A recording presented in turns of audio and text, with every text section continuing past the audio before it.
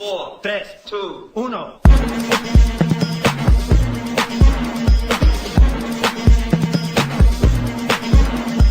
Listen up, y'all, cause this is it. The numbers we're making are so vicious. Mathematicious, expeditious can be kinda scary. I hope my answers are radical or imaginary. I convert percents to fractions. It brings me some satisfaction, like scientific notation and order of operations. Mathematicious. So you can see we're going to go through some Gauss-Jordan elimination. The problem's kind of long, so you're going to have to really be attentive and focus on what we're doing, okay? So make sure your notes are out and copy down everything I do up here should be in your notes. So we're going to start with a system of equations with 4 variables. We have y plus z minus 2w equals negative 3. X plus 2y minus z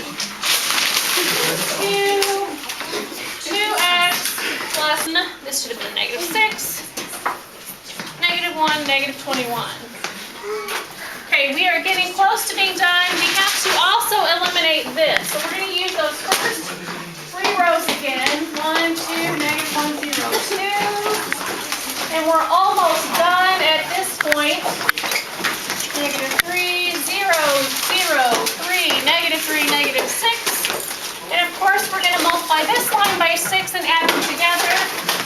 So it's 6 times row 2 plus row 4. And that result will be 0, 0, 0, negative 13, negative 39. Okay, so you can see that you have that triangle of zeros. So we are finished with the majority of the problem. You can go ahead and, it's not a very good 13. You can go ahead and solve that bottom equation and try W and plug them back in from there. So does anyone have any questions about that process? I know it's really long and it's kind of hard to follow, but if you just follow it step by step by step, you should be fine. So questions about this example? Oh, okay. Riley, we'll start with you. Miss Poole, Yes. what in the world is going on? Okay. Continue working with polynomials, and let's start out by reviewing what a polynomial is defined as. And the example that I provided, can anyone tell me what must be true about the exponents which be a polynomial? Dan.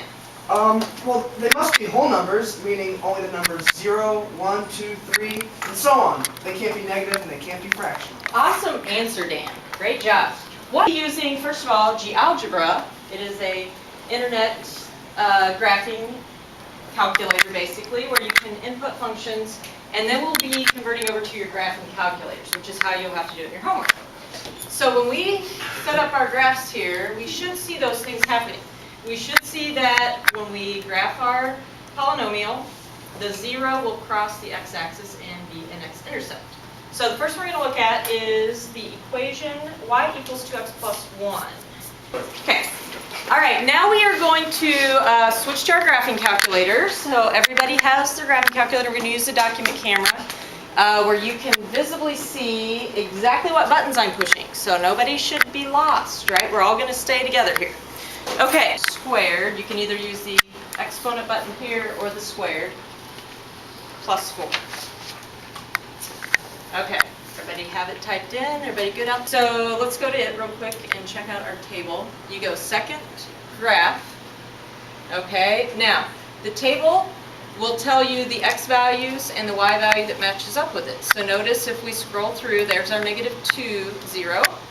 Okay, great job, class. And your assignment for today is page 334 to 335, 1 to 100 all, and you will use your graphing calculators and factoring to find the zeros. 1 to 100. Hey, Miss Goat. Yes, Riley? Is it okay if I go ahead and complete numbers 101 through 125 also? Sure, Riley, but it will not be counted as extra credit. I know, Miss Goat. I just want to complete them because I think finding the zeros of polynomials is mathematicious. Mathematicious. The Pythagorean theory! Mathematicious. Find the hypotenuse for me! Mathematicious. Oh, you trigonometry! Mathematicians. Decimal, decimal. Locus of the points. Locus on the points. Locus on the point. I'm about to figure out the greatest common factors. And when I make a pie chart, I'm in need of a protractor. The angle of elevation, thanks to my calculation, turns out to be 43, a prime number. Mathematicians. It makes me so ambitious. My answers are judicious. Calculator never glitches. It's my mission.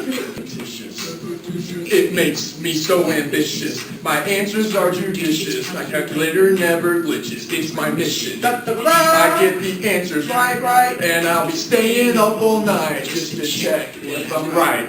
Check your work.